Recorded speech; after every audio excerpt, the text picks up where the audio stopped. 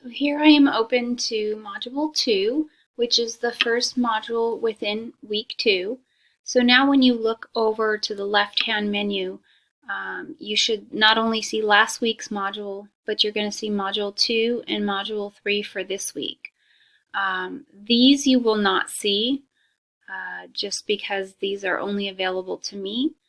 Again, I make each week available to you Sunday night prior to the week starting. So if you don't see these, don't freak out.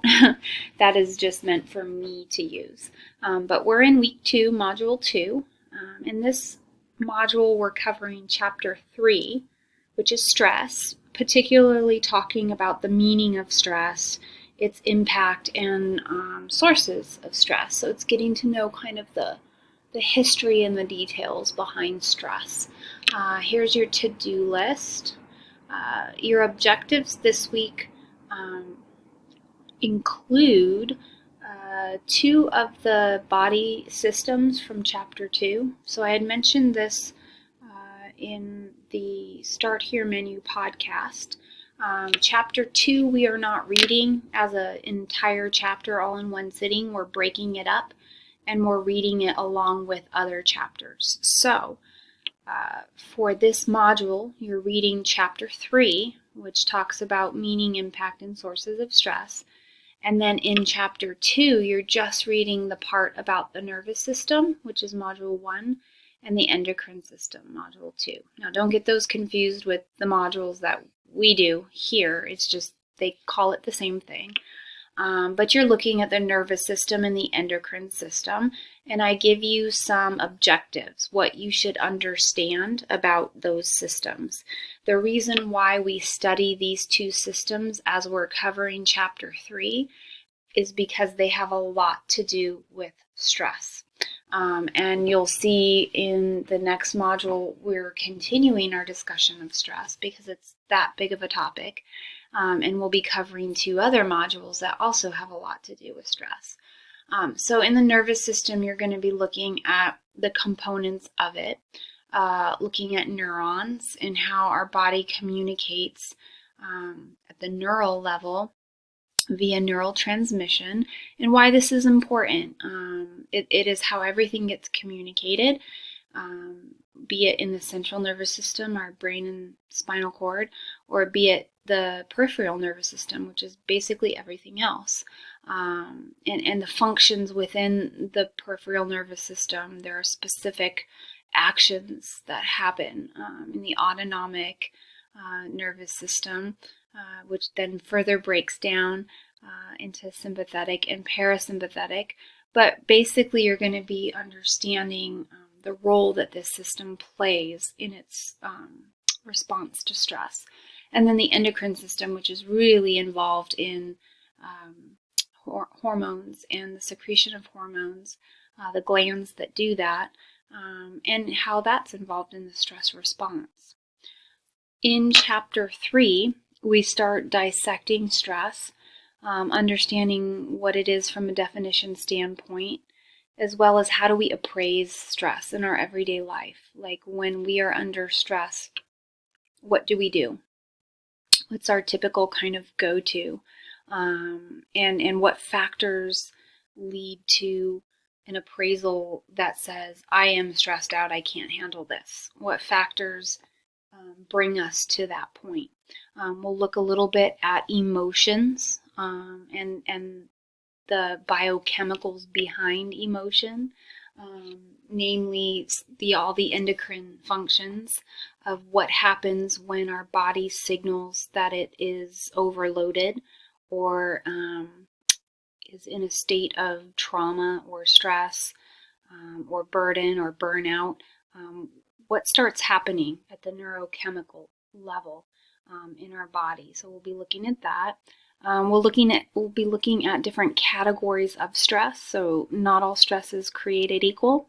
We all know that there are things that happen to us that are good but cause a lot of stress, like getting married or moving to a new place for a new job or starting a new job, starting college, all of those things can be stressful, but we think of them generally as good.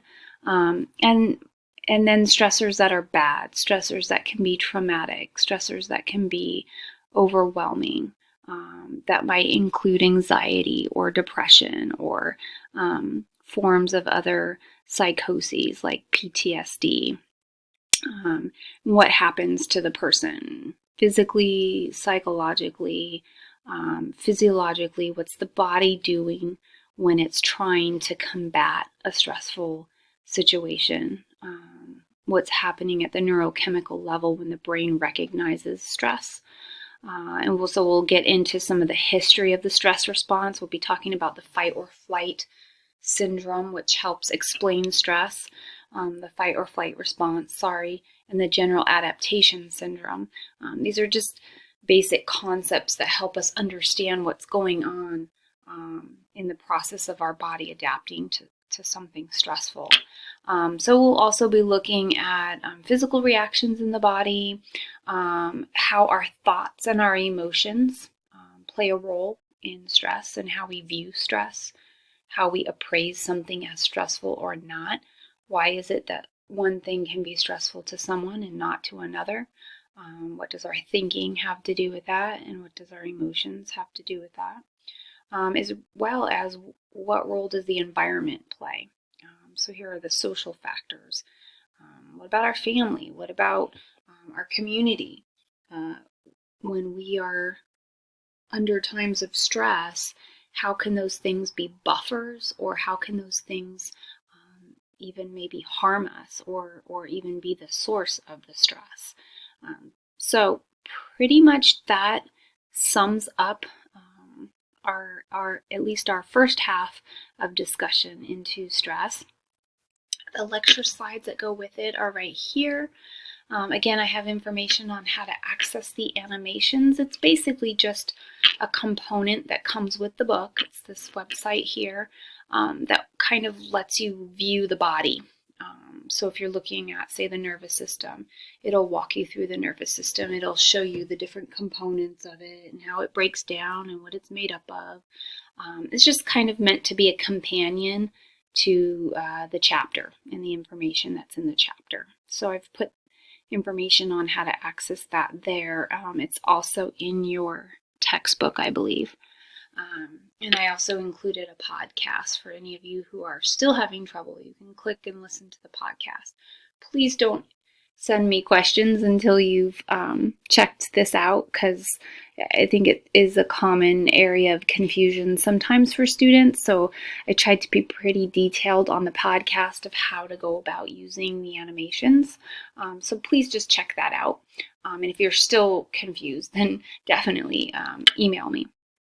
This week you will also have a video assignment on stress. You're going to be viewing a video called Portrait of a Killer. It's all about stress and what it's doing to us today. It's a great one. And so I've included, so if you click on Stress Portrait of a Killer, I think you can either, no, I'm sorry, you have to click here. It will pop up for you and you can watch the video. I think it has you open it in a new browser, so that's helpful. And then if you just click here, you'll get the worksheet that has questions that go along with it. So you can print that out and fill it out manually, or you can, it's a Word document, you can fill it out, you type it in, and then submit it, but the assignment gets submitted via this link here. So you have to click on this link, and the assignment box will pop up, and then you just be prepared to submit your answers to the video questions there, and that's due on the 21st. And then the discussion for Module 2 is here. Again, you're reading a chapter in the Longevity Project. This one has to do with a sociable personality and being a good emotional communicator. What role do those play in our health? And at the end of the chapter, or sometimes it's embedded in the middle, it just depends, there will be an assessment where you will answer some questions. This one actually has 2 assessments, 2 very short assessments. Please complete both of them, and you're going to score yourself for both of them. One has to do with how sociable you are, and then the other one has to do with your emotional sociability. There are different concepts, and you'll learn about that when you do the reading. You'll understand how they're different. So you're going to do those. You're going to interpret your score and tell what that score means, not simply saying, oh yeah, I'm very high on emotional sociability. Well, what does that mean about you? And is it true? Do you think that's true? And then you're gonna go and answer these questions here. Okay, so this is specific to information that you'll find in the chapter. Okay, why does the term in study suggest we should be selective with who we socialize with? Like, why would that be good for us? And how does sociability relate to our longevity and our health? You're going to see lots of examples of some of the termites, some of the participants from the term in study. And they're going to provide a basis for you to understand, who got it right and who got it wrong. The people who were the social butterflies when they were younger, how'd they fare? Were they healthier? Were they not? And kind of what went into that. And then the last one, discuss the different reactions you might get when you go out to socialize, but you don't communicate emotionally. So here's where it starts getting into the crux of the difference between just being, an extrovert, being somebody who's very social, versus being somebody who's able to really communicate emotionally to other people. There's a big difference. So that wraps up the discussion portion.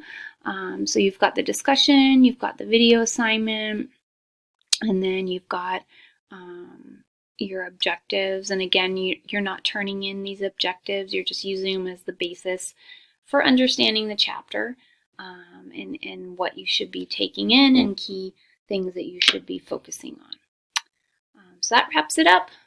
Please let me know if you have any questions on this module.